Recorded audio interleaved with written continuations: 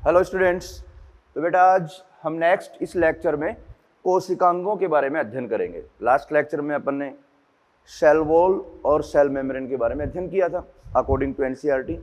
अब नेक्स्ट जो है कंटिन्यू एनसीईआरटी के अकॉर्डिंग अब अपन कोशिकांगों की स्ट्रक्चर और उनके कार्य के बारे में स्टडी करेंगे। ठीक है, तो एनसीईआरटी के सीक्वेंस के अकॉर्डिंग अपन इनको कंटिन्यू करेंगे टॉपिक्स को।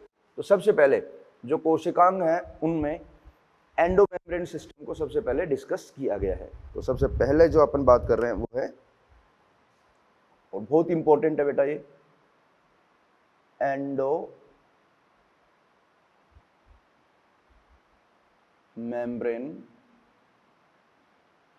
सिस्टम। ठीक है, काफी महत्वपूर्ण है, इसमें काफी क्वेश्चन आने के चांस होते हैं, जिसको हिंदी में बोलते हैं अपन अंतः झिल्लिका तंत्र।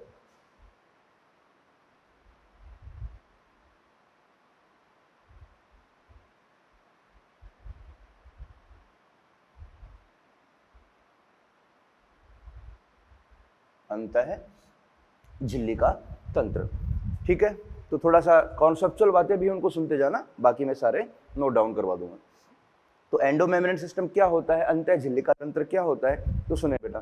तो सबसे पहले अपन बात करते हैं जो यूकेरियोटिक सेल, उसमें आपने बात की थी बेटा, काफी सारे अनेक प्रकार के झिल्लीबद्ध कोशिकांग पाए जाते हैं। और जो झिल्लीबद्ध कोशिकांग होते हैं वो काफी सारे होते हैं जो एक दूसरे से कार्य में जुड़े। ठीक है बेटा, तो जो कोशिकांग हैं, कुछ कोशिकांग हैं जो आपस में कार्य में एक दूसरे से जुड़े होते हैं, तो उनको अपन अंतः झिल्लिका तंत्र के अंतर्गत रखते हैं।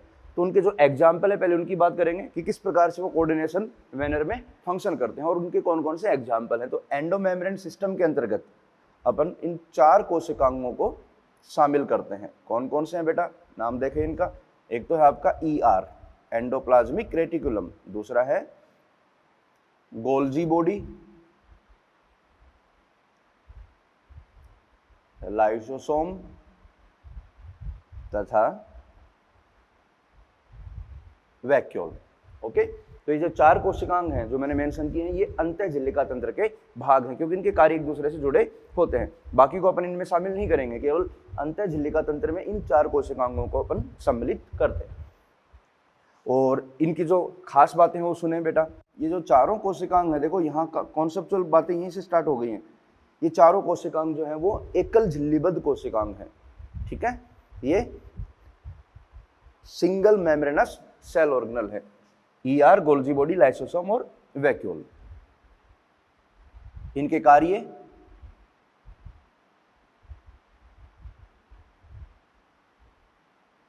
एक दूसरे से जुड़े होते हैं। पहला पॉइंट इंपॉर्टेंट है। और अगली बात, ये एकल झिल्लीबद्ध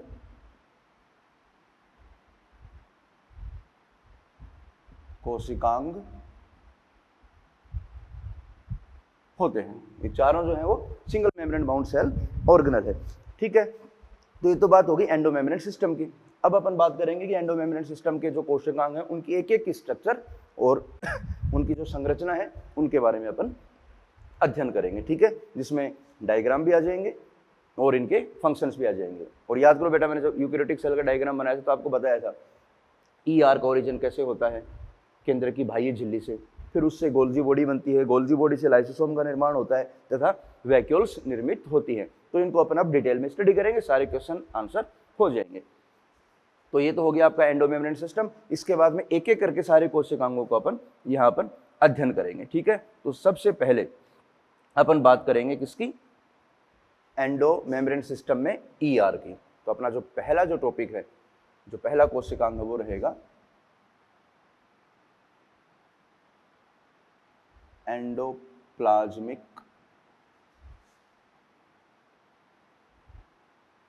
रेटिकुलम। ठीक है बेटा, हिंदी इंग्लिश दोनों में मेंशन कर दूंगा, अंतः प्रद्रवी जालिका।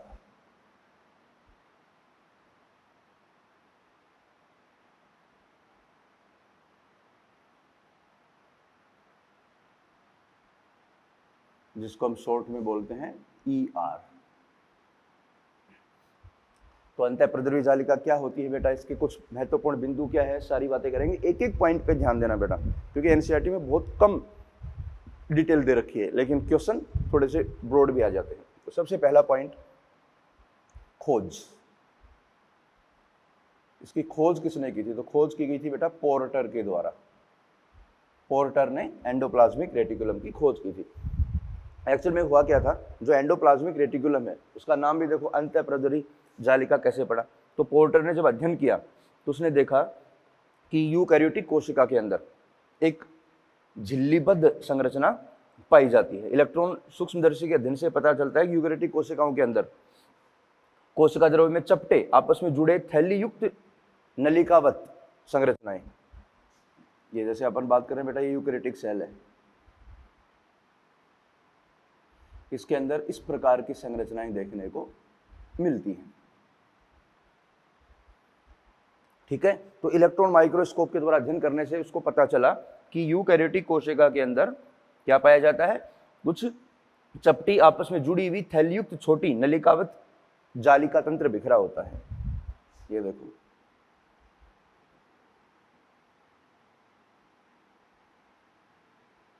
चपटी आपस में जुड़ी हुई थैलीयुक्त नलिकायुक्त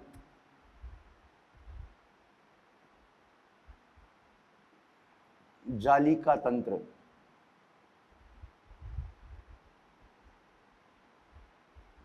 बिखरा होता है, जिसको उसने ईआर नाम दिया, एंडोप्लाज्मिक रेटिकुलम। रेटिकुलम मतलब रेटिकुलेटेड, जालिकावत संरचनाएं होती हैं जो कोशिका द्रव्य में फैली होती हैं, तो इनको नाम दे दिया ईआर। अगली बात बेटा देखो, सारे पॉइंट एक एक करके नोट डाउन भी करते जाना। जो एंडोप्लाज्मिक रेटिकुलम है वो आपको पता है एंडोमेम्ब्रेन सिस्टम का भाग है, ये भी क्वेश्चन हो गया। ये है एंडोमेम्ब्रेन सिस्टम का भाग होती है। अगला पॉइंट, कुछ बातें मैं वैसे बोल दूंगा। ईआर जो होती है वो एंडोमेम्ब्रेन सिस्टम में जो 4 कोशिकांग, उसमें सबसे बड़ा कोशिकांग यही है। एंडोमेम्ब्रेन सिस्टम का सबसे बड़ा भाग कौन होता है? ईआर। ठीक है, अगला पॉइंट, ईआर जो है बेटा सिंपल है, ये ईआर एकल झिल्लीबद्ध कोशिकांग होता है, सिंगल मेम्ब्रेन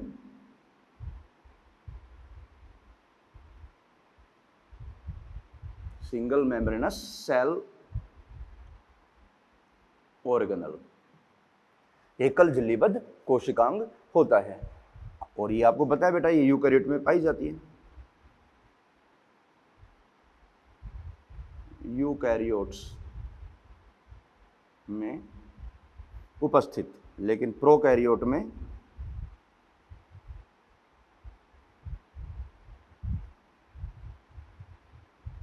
अनुपस्थित।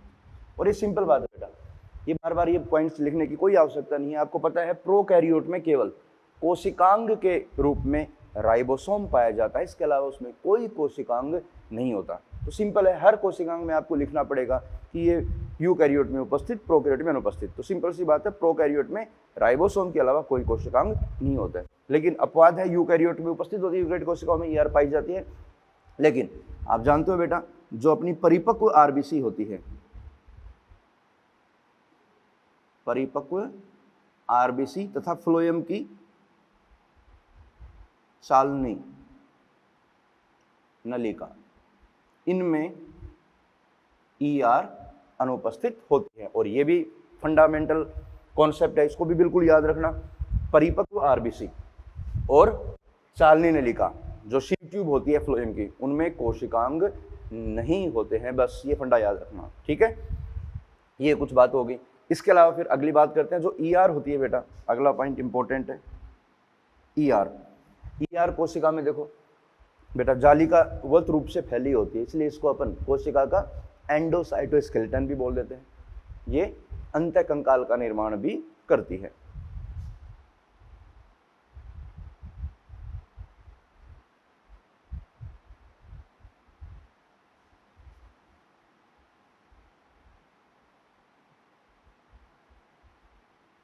कार्य करती है, जो अंदर से कोशिका को सपोर्ट भी प्रोवाइड करवाती है। तो ये छोटे छोटे पॉइंट है बेटा, सारे पॉइंट जो है अपन एक एक करके कवर करेंगे और इन पे ध्यान देते जाना क्योंकि सारे इंपॉर्टेंट हैं। जो एंडोप्लाज्मिक रेटिकुलम होती है, अगला पॉइंट देखो बेटा, ईआर। जो ईआर है आपको याद रखना, ईआर जो है वो केंद्रक से ओरिजिनेट होती है। किससे ओरिजिनेट होगी? केंद्रक से, ठीक है।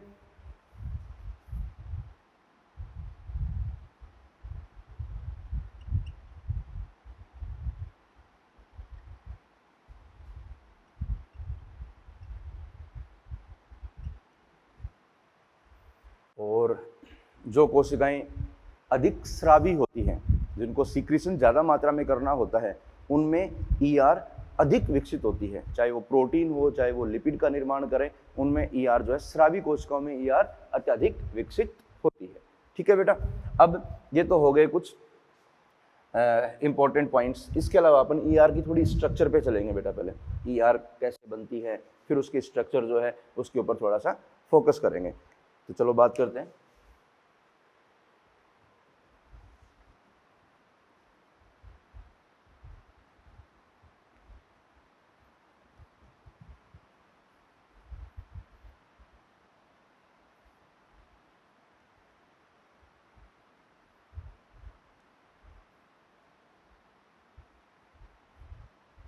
एक पॉइंट और बता देते हैं बेटा आपको। जो एंडोप्लाज्मिक रेटिकुलम होती है वो अंतःकोशिकीय अवकाश को दो सुस्पष्ट कक्षकों में बांटती है, जिसको अपन ल्यूमेन के अंदर और ल्यूमेन के बाहर दो भाग बोलते हैं। देखो ये ईआर दिख रही है बेटा, ये अंदर कौन है? साइटोप्लाज्म, अंतःकोशिकीय अवकाश, इंट्रासेलुलर स्पेस, उसको दो भागों में बांटेगी। एक तो हो गया इस ईआर के अंदर का स्थान ल्यूमेन के अंदर, और एक हो गया ये बाहर। तो अपन बोल सकते हैं जो इंट्रासेलुलर स्पेस है, इंट्रासेलुलर स्पेस, अंतरकोशिकीय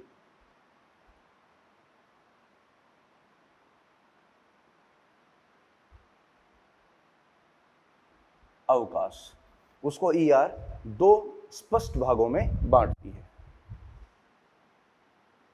और वो भाग कौन से हैं? एक तो हो गया बेटा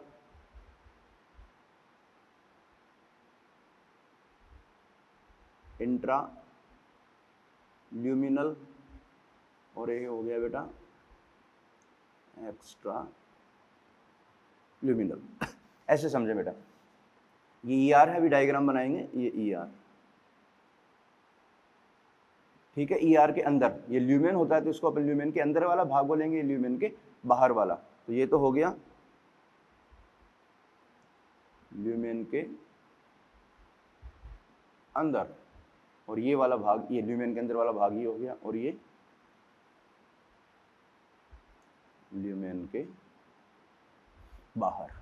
ठीक है, तो दो सुस्पष्ट कक्षों में बांटती है। अब बात करते हैं बेटा इसकी स्ट्रक्चर की। तो जो ईआर है उसकी जो संरचना है उसके ऊपर थोड़ा ध्यान देना बेटा, इंपॉर्टेंट है। किस प्रकार से इसकी स्ट्रक्चर को अपन एक्सप्लेन करेंगे। देखो तो ईआर का निर्माण कैसे होता है पहले अपन वो समझेंगे। ये देखो बेटा, ये आपका है न्यूक्लियस, केंद्रक। याद करो मैंने पहले भी डिस्कस किया था, केंद्रक की दो झिल्लियां हैं। ये तो आउटर न्यूक्लियर मेम्ब्रेन है, और ये बेटा इनर न्यूक्लियर मेम्ब्रेन। तो जो आउटर न्यूक्लियर मेम्ब्रेन है उसमें होता है बेटा वलन। इसके वलन से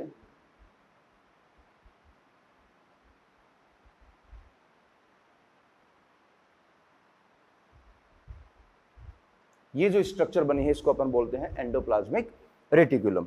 और इस पे ध्यान देना बेटा, ये अंदर वाला जो स्थान है, इसके अंदर वाला स्पेस जो इसने कवर कर रखा है, क्योंकि ये थैलीनुमा संरचना है, चपटी थैलीनुमा, तो अंदर वाला स्थान कहलाता है ल्यूमेन। इसके अंदर जो स्पेस है उसको अपन बोलते हैं ल्यूमेन। और ये जो संरचनाएं हैं ये, इनको अपन बोलते हैं बेटा सिस्टर्नी। ठीक है, ये क्या है? सिस्टर्नी, और ये क्या है? ल्यूमेन। यदि ईआर की सतह पर, इस मेम्ब्रेन पर राइबोसोम जुड़े होते हैं, एटीएस राइबोसोम, तो इसे अपन कहते हैं आरईआर। तो ये कौन सी ईआर कहलाएगी बेटा? ये कहलाती है रफ एंडोप्लाज्मिक रेटिकुलम, RER। अभी डिफरेंस की बात करेंगे। इनके साथ कुछ वेसिकल भी होती हैं जो यहाँ से स्रावित होती है, ये पुटिकाएं होती हैं, ठीक है। और इसी RER से बनती है बेटा SER। तो SER क्या होती है, बहुत ध्यान से सुनना। ये जो सिस्टर्नी है, इनसे कुछ भाग यहाँ से मुक्त हो जाते हैं, रिलीज हो जाते हैं, अलग हो जाते हैं, और ये नलिका के रूप में, इस तरह से नलिका के रूप में ये अलग हो जाते हैं। इसको अपन बोलते हैं SER। तो SER जो है वो विशिष्ट रूप से किसकी बनी होती है, इसमें वेसिकल भी होंगी। तो इसमें कौन है, ये ट्यूब्यूल्स हैं ये, और ये हैं पुटिकाएं, वेसिकल्स। तो अपन बोल सकते हैं जो ER है, एंडोप्लाज्मिक रेटिकुलम है, उसमें 3 भाग होते हैं, सिस्टर्नी,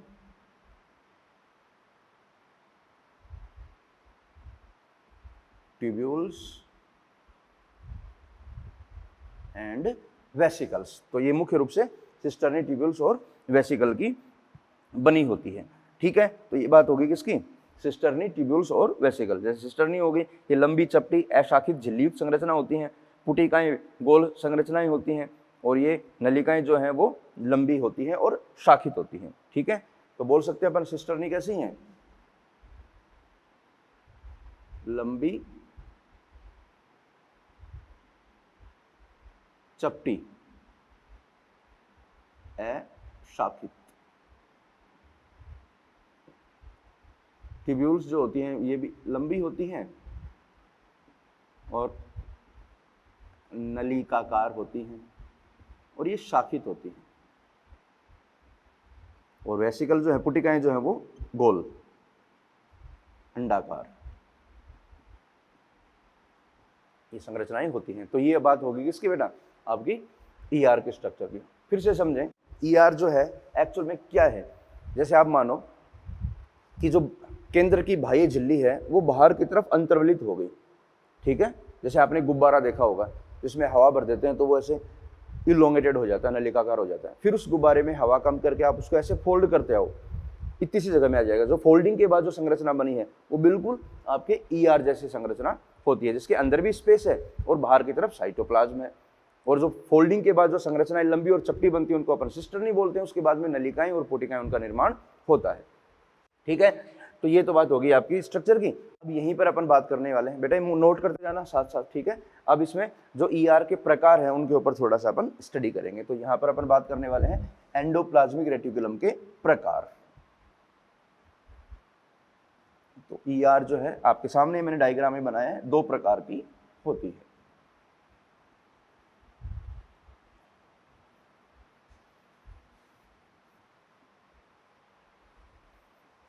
ER के प्रकार, टाइप। तो ER कितने प्रकार की होगी बेटा, 2 प्रकार की। एक तो होती है RER और दूसरी है SER। इन दोनों में अपन अंतर की बात करेंगे, बहुत इंपॉर्टेंट है, ठीक है। RER और SER। RER कहलाती है rough endoplasmic reticulum, rough ER, खुरदरी ER, और ये कहलाती है बेटा स्मूथ, चिकनी ER। कारण समझते जाना। जो RER होती है बेटा, इसकी मेम्ब्रेन पर राइबोसोम उपस्थित होते हैं। तो अपन बोल सकते हैं ATS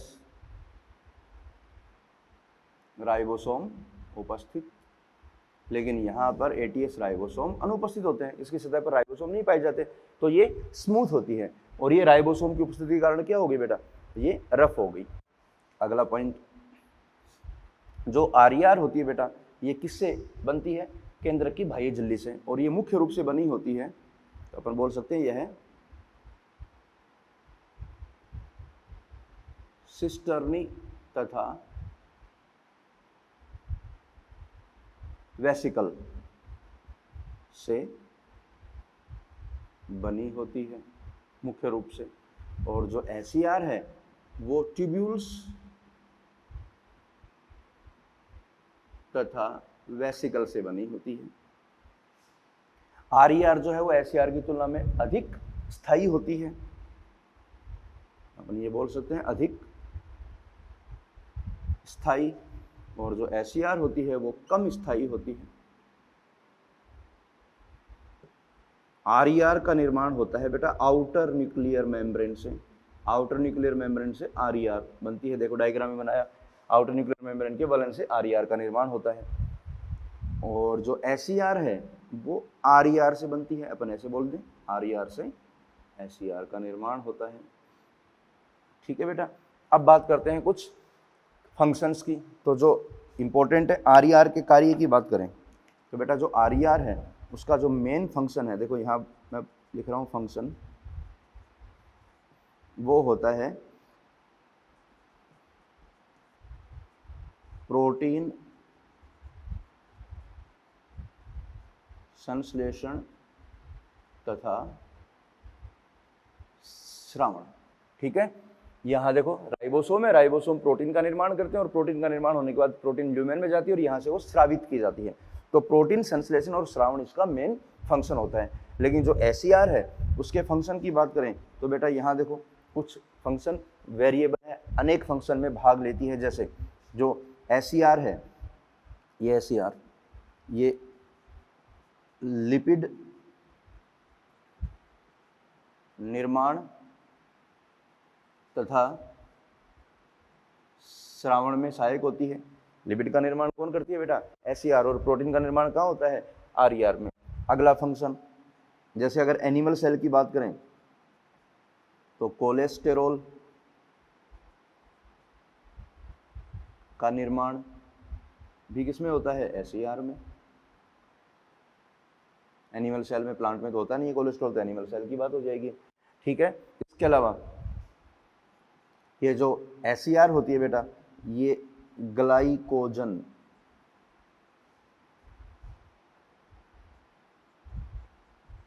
निर्माण में भी सहायक होती है। इसके अलावा जो एस है उसके एक दो कार्य और हैं, विशिष्ट कार्य हैं। जैसे आपकी जो एस है बेटा, ये जो आपके टॉक्सिक पदार्थ जो होते हैं उनको उनका डिटॉक्सिफिकेशन करने में भी हेल्प करती है, उनका निर्विषीकरण करने में हेल्प करती है। ठीक है, तो अपन बोल सकते हैं जो एस है वो जो दवाएं होती हैं, टॉक्सिक पदार्थ होते हैं, उनके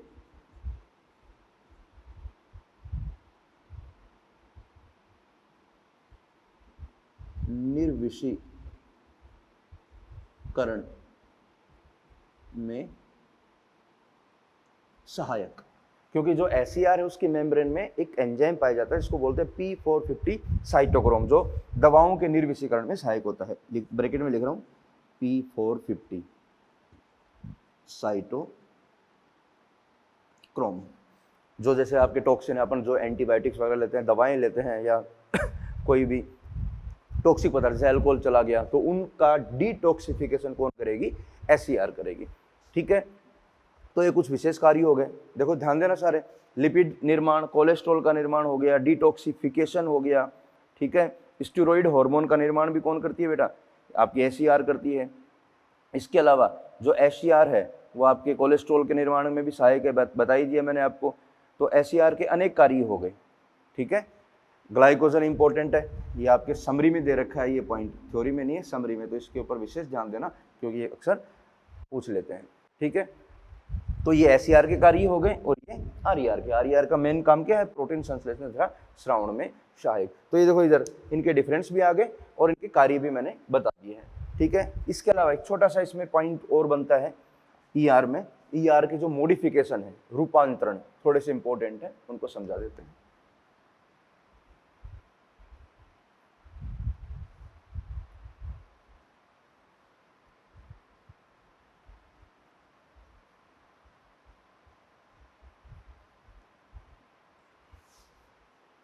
मॉडिफिकेशन ऑफ ईआर, अंतःप्रद्रवी जालिका के रूपांतरण।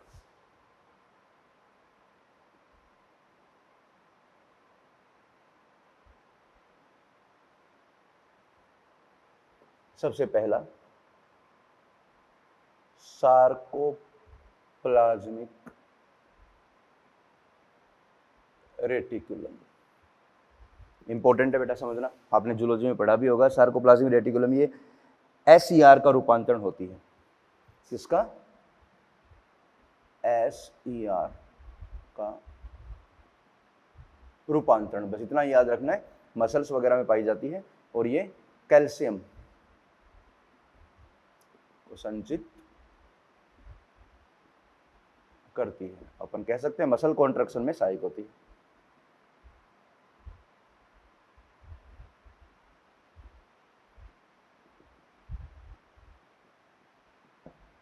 ठीक है, ये हो गया सार्कोप्लाज्मिक रेटिकुलम। एक और है बेटा जो माइलोइड बॉडीज होती हैं, ये थोड़ा इंपॉर्टेंट है, एग्जाम में क्वेश्चन भी आया हुआ है तो इसको समझें। माइलोइड बॉडीज,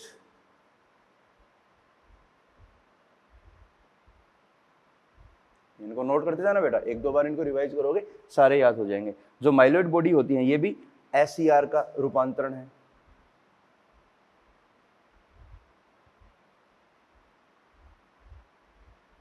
SER का रूपांतरण। और जो माइलोइड बॉडीज होती हैं बेटा, आप जानते हो रेटिना के वर्णकी उपकला कोशिकाओं में उपस्थित होती है, रेटिना में पाई जाती हैं और ये वर्णक स्थानांतरण का कार्य करती है। इतना याद रखना, रेटिना में उपस्थित। और ये क्या करती है बेटा? ये प्रकाश के प्रति संवेदी होती हैं और वर्णक स्थानांतरण का कार्य करती हैं।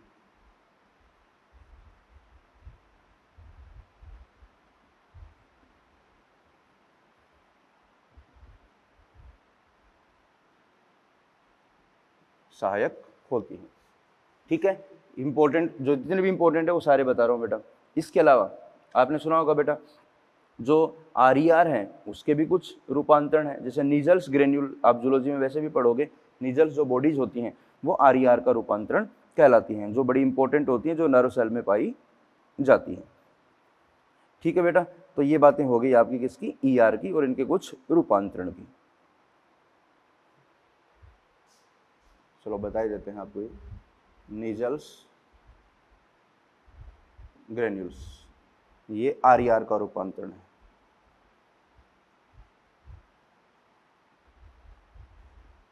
ठीक है, तो यहाँ पर RER है बोले तो RER और साथ में कौन है? राइबोसोम है। तो ये नर्व सेल के अंदर पाई जाती है, जो बहुत महत्वपूर्ण होती है। ठीक है, तो ये बात होगी आपकी बेटा ER की। मैं फिर कह रहा हूँ ER से संबंधित जो क्वेश्चंस आते हैं बहुत सिंपल क्वेश्चन आते हैं बेटा। जैसे मैं आपको एक दो क्वेश्चन करके बता रहा हूँ, क्योंकि क्वेश्चन प्रैक्टिस जरूरी है बेटा। जैसे आपका क्वेश्चन है,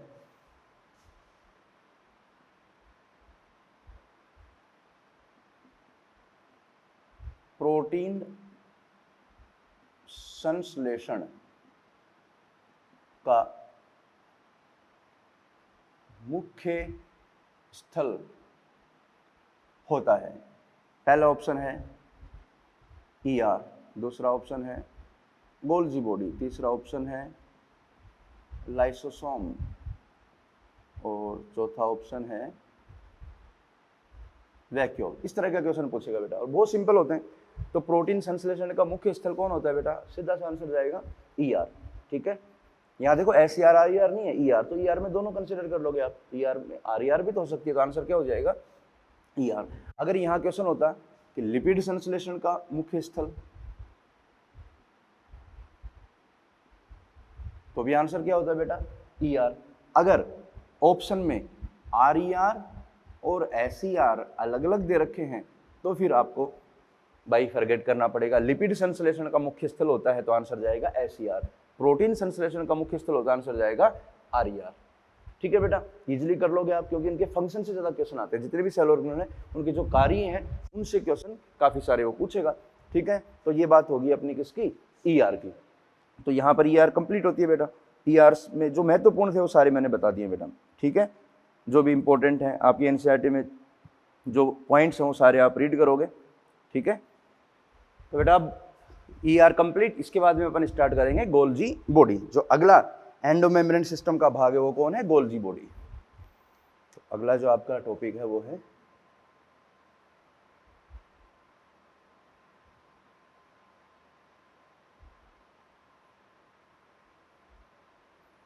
गोल्जी बॉडी।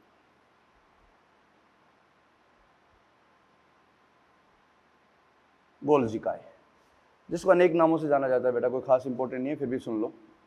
इसको अपन गोल्जी कॉम्प्लेक्स भी बोल देते हैं, या गोल्जी उपकरण भी बोल देते हैं, एपरेटस। गोल्जी बॉडी को बेकर्स बॉडी भी बोलते हैं।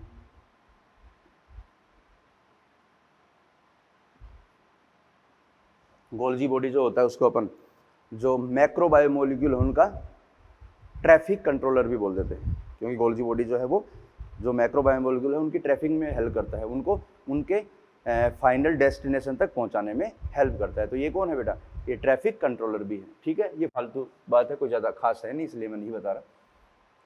तो अपन बात करते हैं गोल्जी बॉडी की। सबसे पहला पॉइंट आप बताओगे बेटा, डिस्कवरी, खोज। गोल्जी बॉडी की खोज किसने की थी? कैमिलो गोल्जी नामक वैज्ञानिक ने, और ये बात है बेटा 1898। ठीक है थोड़ा इसके बारे में सुनना। जो गोल्जी बॉडी होती है बेटा, इसका नाम भी गोल्जी बॉडी क्यों है? कैमिलो गोल्जी के नाम पे रखा गया है। तो इसने क्या किया, केंद्रक में जो नर्व सेल होती हैं उनके ऊपर स्टडी की। जैसे बता रहा हूं वैसे सुनना बेटा, नर्व सेल स्टडी की और देखा कि नर्व सेल में केंद्रक के पास गहरी रंजित, मतलब उसने अभिरंजन करवाया तो पता लगा केंद्र के आसपास क्या थी? घनी रंजित जालिकावत संरचनाएं, जालिकावत संरचनाएं उपस्थित थी, और उन्हीं को उसने अपने नाम पर क्या नाम दिया? गोल्जी काय, गोल्जी बॉडी। ठीक है, अगला पॉइंट, जो गोल्जी बॉडी है बेटा, ये आपको पता है एंडो मेम्ब्रेन सिस्टम का भाग है। ये भी क्वेश्चन बनता है, एंडो मेम्ब्रेन सिस्टम का भाग होती हैं। अगला पॉइंट, सिंपल बात है बेटा, ये भी एकल झिल्लीबद्ध कोशिकांग है, एकल झिल्ली युक्त कोशिकांग है। अगला पॉइंट, जो गोल्जी बॉडी है बेटा, सिंपल बात है, यूकैरियोट में पाई जाती है और प्रोकैरियोट में अनुपस्थित होती है। यूकैरियोट की बात करें तो आपको आज मैंने बता दिया था आपको, सीव ट्यूब और मैच्योर आरबीसी में गोल्जी बॉडी अनुपस्थित रहेगी। ठीक है, ये कुछ वैसे बातें थी, थोड़ा सा इनके जो इंपॉर्टेंट पॉइंट्स हैं वैसे समझ लेते हैं। जो गोल्जी बॉडी है बेटा, देखो यहाँ पर मैं समझा रहा हूँ, ये सेल है और ये न्यूक्लियस है। तो गोल्जी बॉडी जो है वो केंद्र के पास मिलती है और केंद्र के चारों ओर, तो इसको अपन बोलते हैं कंसेंट्रिक फॉर्म। केंद्र के चारों ओर है, इसके चारों ओर उपस्थित होती है। तो ये कौन सी फॉर्म है? Concentric form. या बोल सकते हैं यहाँ पर कि जो गोल्जी बॉडी है वो केंद्रक के चारों ओर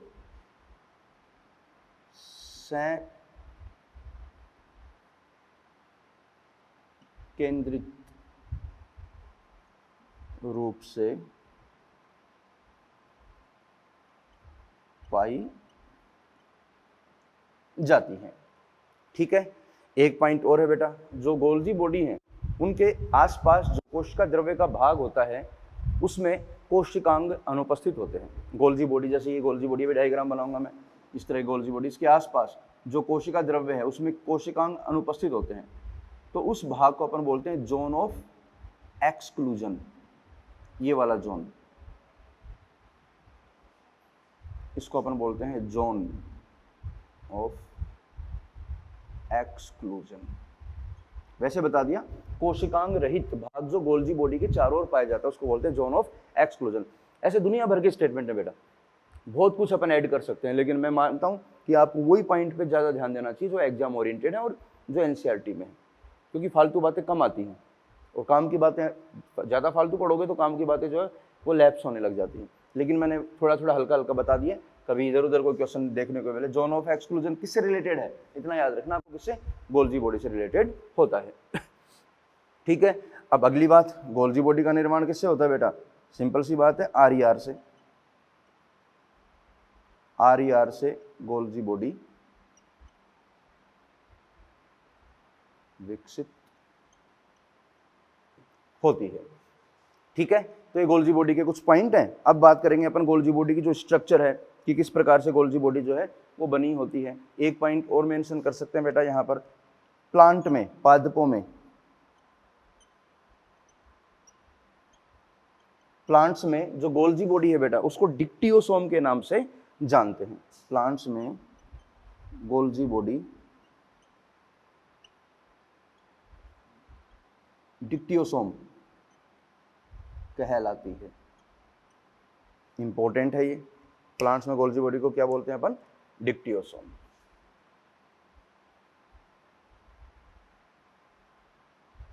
ठीक है बेटा, अब बात करेंगे इसकी स्ट्रक्चर की, जो गोल्जी बॉडी है उसकी स्ट्रक्चर।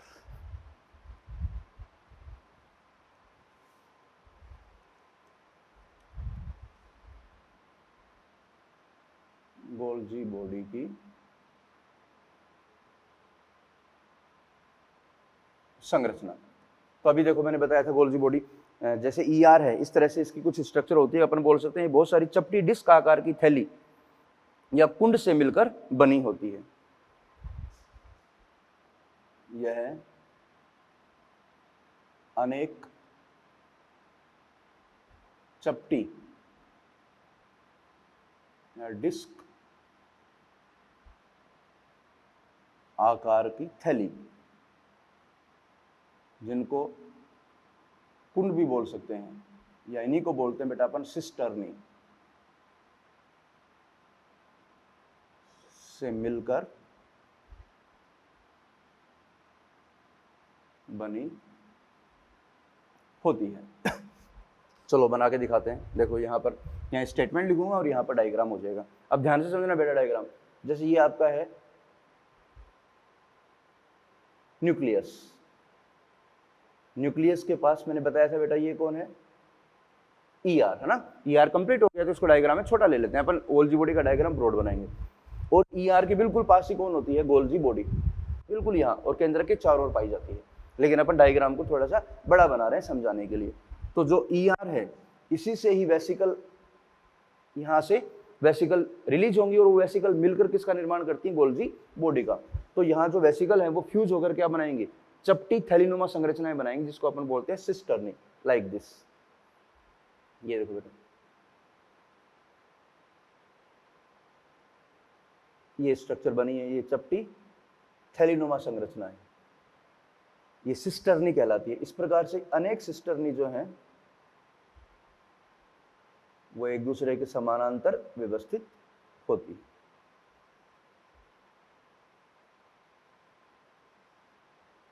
ठीक है, तो ये जो स्ट्रक्चर मैंने बनाई है बेटा, ये है सिस्टर्नी। और ये वेसिकल कहाँ से आई बेटा? ER से। और ये वेसिकल यहाँ के फ्यूज हो जाती है, देखो यहाँ, और इनके फ्यूजन से सिस्टर्नी बनती है। इस प्रकार से ये आगे की ओर इसका निर्माण होता जाता है। और फिर यहाँ पर भी इसके पास भी जो वेसिकल्स हैं वो यहाँ से रिलीज भी होती हैं, तो अपन बोल सकते हैं यहाँ से वेसिकल भी रिलीज होती है।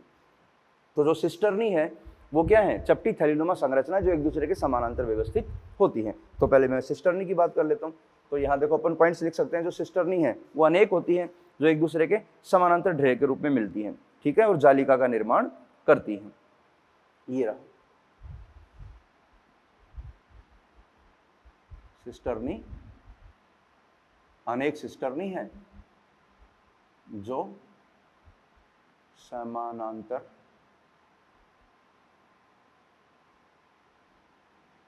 होती हैं, तभी ये जालिकावत संरचना का निर्माण करती हैं।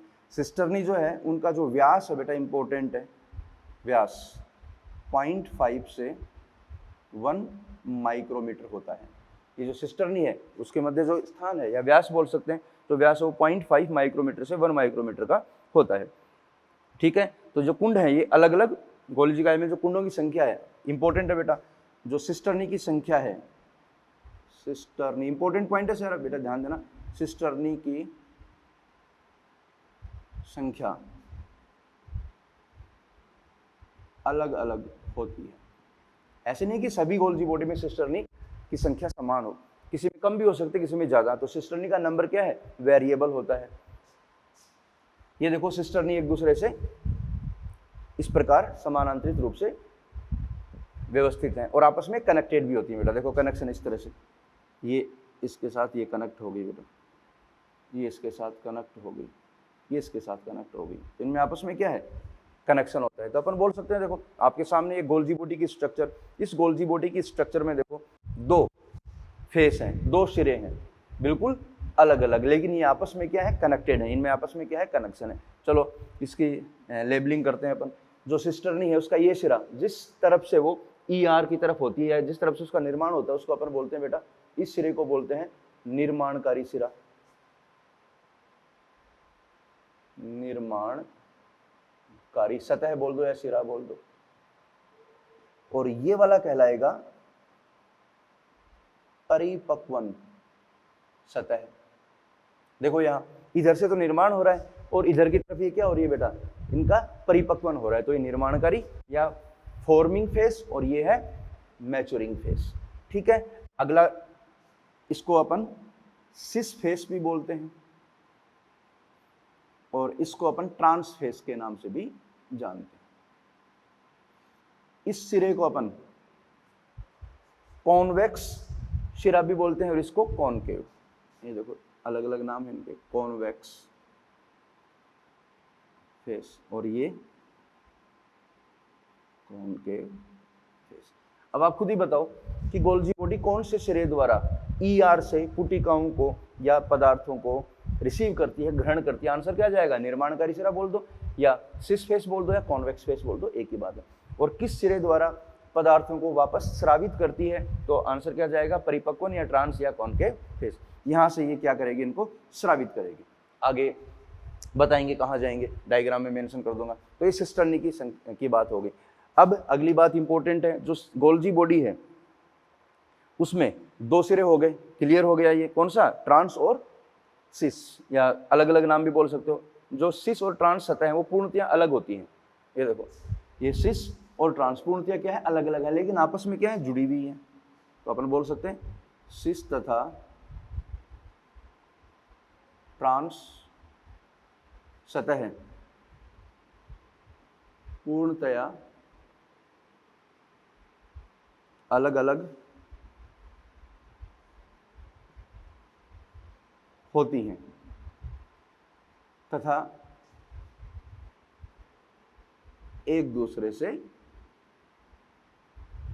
जुड़ी होती है। आपस में इनमें देखो कनेक्शन है, आपस में क्या है, ये कनेक्टेड है। अलग अलग है लेकिन आपस में क्या है, कनेक्टेड है। अब कौन से सिरे से क्या होता है, देखो मैं यहां बोल रहा हूं, इसके दो सिरे हैं, एक तो है सिस और दूसरा है ट्रांस। तो जो सिस सिरा है उससे यह पदार्थों को ग्रहण करती है, बोल सकता हूं मैं ER से पदार्थों को ग्रहण, और ये ट्रांस क्या करेगा, उनकी पैकेजिंग करने के बाद उनको क्या करेगा, स्रावित कर देगा। तो ट्रांस सिरे द्वारा क्या होता है, श्रावण किया जाता है। बात समझ में आ गई? तो अपन बोल सकते हैं कि जो ER है उसका सिस सिरा गोल्जी बॉडी का जो सिस सिरा होता है वो ER के बिल्कुल समीप क्यों होता है? कारण समझ में आ गया, क्योंकि ER से स्रावित पदार्थों को यह क्या करेगी, इसके द्वारा ग्रहण करेगी, इसलिए बिल्कुल उसके कहाँ मिलेगी, समीप मिलेगी। तो जो गोल्जी बॉडी है वो अभी बताया था मैंने, केंद्र के पास इस तरह से व्यवस्थित होती है, इस तरह से व्यवस्थित होती है, और इनके पास क्या होती है, सारी जगह ER होती है, और ER से पदार्थों को क्या करती हैं, ये ग्रहण करेंगे, और ग्रहण करने के बाद जो गोल्जी बॉडी है उसका कार्य क्या होगा, भी उसकी अपन स्टडी करेंगे। ठीक है, तो ये बात होगी किसकी, ER की स्ट्रक्चर की। अब ER का मेन काम आपको पता है बेटा, अभी कार्य बताऊंगा, लेकिन एक बार डायग्राम बना रखा, सुन लो।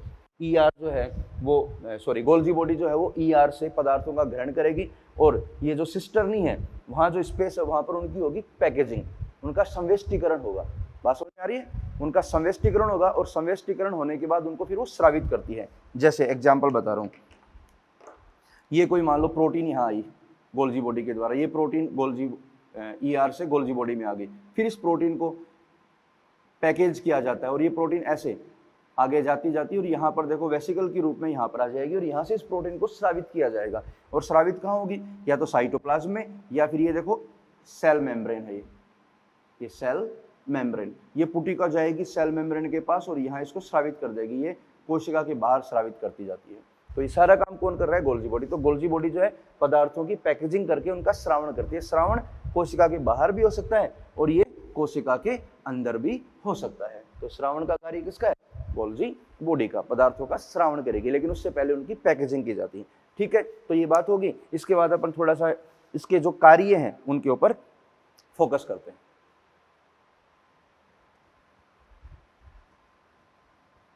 इंपॉर्टेंट है फंक्शन।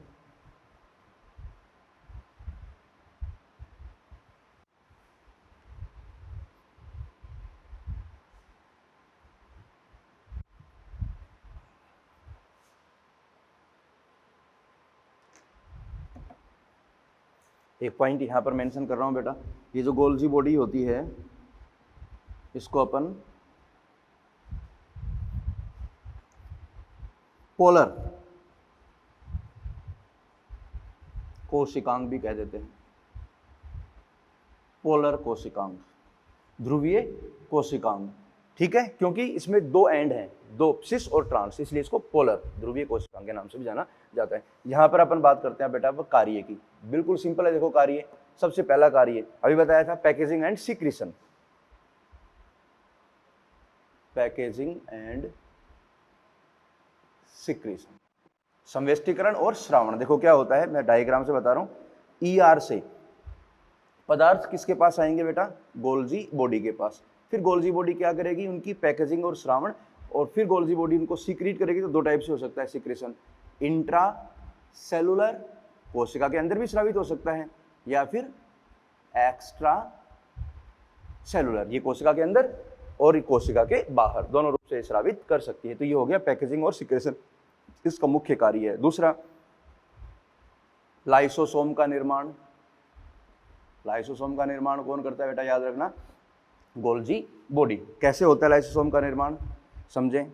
जो आरईआर है उससे लाइसोसोम के एंजाइम बन के आते हैं। एंजाइम किसके बने होते हैं बेटा, प्रोटीन के। फिर ये एंजाइम किसके पास जाएंगे बेटा, गोल्जी बॉडी के पास। गोल्जी बॉडी उन एंजाइम को एक पुटिका के रूप में क्या कर देती है, संग्रहित कर लेती है, और इसी को बोलते हैं अपन लाइसोसोम। तो बेटा लाइसोसोम का निर्माण किसने किया है, गोल्जी बॉडी ने। लेकिन लाइसोसोम के निर्माण में दोनों सहायक हैं, ईआर भी है और गोल्जी बॉडी भी है, क्योंकि एंजाइम जो है लाइसोसोम के वो कौन बनाती है, आरईआर। लेकिन फाइनली निर्माण किसने किया, गोल्जी बॉडी ने। इसलिए इसको अपन बोल देते हैं गरल सिस्टम, GERL। ये देखो गरल, इसको बोलते हैं गरल। गरल में देखो गोल्जी बॉडी है, ईआर है और लाइसोसोम, तो एक सिस्टम हो गया। गोल्जी बॉडी ईआर मिलकर किसका निर्माण करती है, लाइसोसोम का। तो इसको बोलते हैं अपन गरल सिस्टम। तो लाइसोसोम के निर्माण में कौन सहायक है, गोल्जी बॉडी। ठीक है, अगला कार्य देखें बेटा, अगला इंपॉर्टेंट है, बहुत इंपॉर्टेंट, ग्लाइकोसाइलेशन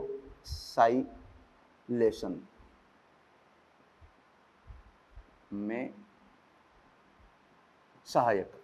तो समझना इसको, बहुत इंपॉर्टेंट है। जो प्रोटीन और लिपिड हैं उनका ग्लाइकोसाइलेशन भी करती है। एग्जाम्पल जैसे ये आरईआर है बेटा, आरईआर से प्रोटीन बन के आती है,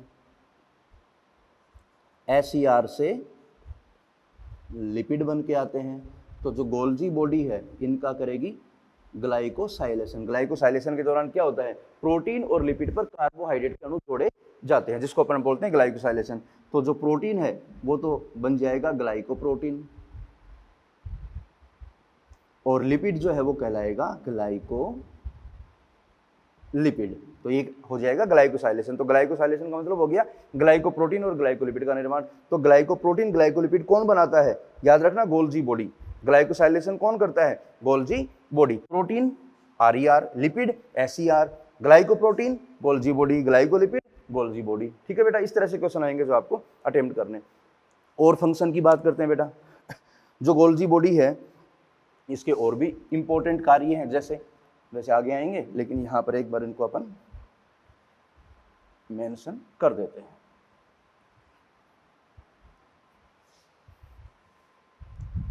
गोल्जी बॉडी जो है बेटा मेम्ब्रेन ट्रांसफॉर्मेशन में भी सहायक होती है। मेम्ब्रेन का निर्माण होता है, मेम्ब्रेन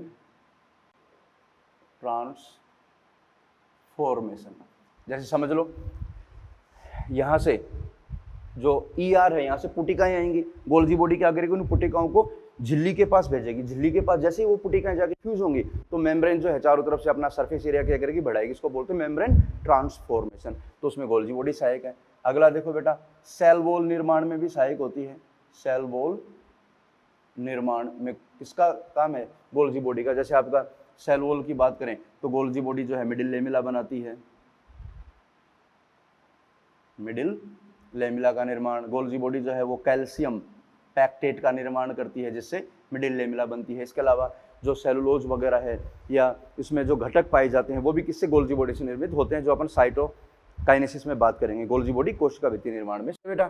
तो ये इसके बाद देखो गोल्जी बॉडी के और भी कार्य हैं, बोल सकते हैं अपन साइटोकाइनेसिस में हेल्प करती है या कोशिका भित्ति निर्माण में हेल्प करती है। इसके अलावा गोल्जी बॉडी जो है वो एक्रोसोम का निर्माण करती है। किसका, एक्रोसोम। एक्रोसोम का निर्माण। एक्रोसोम कौन होता है बेटा, जो स्पर्म होता है उसका जो बिल्कुल हेड पोर्शन होता है, टिप पोर्शन, ये होता है एक्रोसोम। तो एक्रोसोम में कुछ हाइड्रोलाइटिक एंजाइम्स होते हैं। तो गोल्जी बॉडी जो है वो रूपांतरित होकर एक्रोसोम में परिवर्तित होते हैं, जिससे हाइड्रोलाइटिक एंजाइम जो है वो अपना फंक्शन करते हैं। इतना याद रखना, एक्रोसोम निर्माण कौन करता है, गोल्जी बॉडी। इसके अलावा गोल्जी बॉडी जो है विटेलोजेनेसिस में भी सहायक होती है। विटेलोजेनेसिस जानते बेटा आप, जूलॉजी में पढ़ोगे, यौक निर्माण, पित्त निर्माण में भी गोल्जी बॉडी का रोल होता है। तो ये महत्वपूर्ण कार्य थे किसके, गोल्जी बॉडी के। जो इंपॉर्टेंट है, जो एनसीईआरटी में दिए हैं बेटा, वो सारे याद रखने हैं। पैकेजिंग, सिक्रीशन, लाइसोसोम का निर्माण, ग्लाइकोसाइलेशन, जो काफी बार पूछे गए हैं। ठीक है, तो ये बात कर ली अपन ने गोल्जी बॉडी की। अब गोल्जी बॉडी के बाद अगला जो कोशिकांग है वो बेटा है आपका लाइसोसोम। मैं फिर कह रहा हूँ बेटा, बिल्कुल आराम से इनको समझें। ठीक है, बहुत इजी है और इनके फंक्शंस पे ज़्यादा फोकस करें। ऐसा नहीं कि आप बहुत ज़्यादा पढ़ लो, ये भी पढ़ लें, ये गाइड में दे रखा है, गोल्जी बॉडी बहुत डिटेल में है। जितना ज़्यादा अगर आप पढ़ गए तो वो इन्फॉर्मेशन आपको परेशान करेंगे। तो बिल्कुल एग्जाम ओरिएंटेड बिल्कुल चीज़ें, एनसीईआरटी की चीज़ें टिप्स में होनी चाहिए बेटा। अगर आपको टॉप करना है ना तो एनसीईआरटी ही कवर करनी पड़ेगी। एनसीईआरटी की सारी बातें आपको क्लियर करनी पड़ेंगी। और आपने अगर ज़्यादा पढ़ना स्टार्ट कर दिया तो ठीक है, नॉलेज इंक्रीज हो जाएगी, लेकिन वहाँ रैंक जो है वो लो हो जाएगी। ज़्यादा का मतलब फालतू बातें।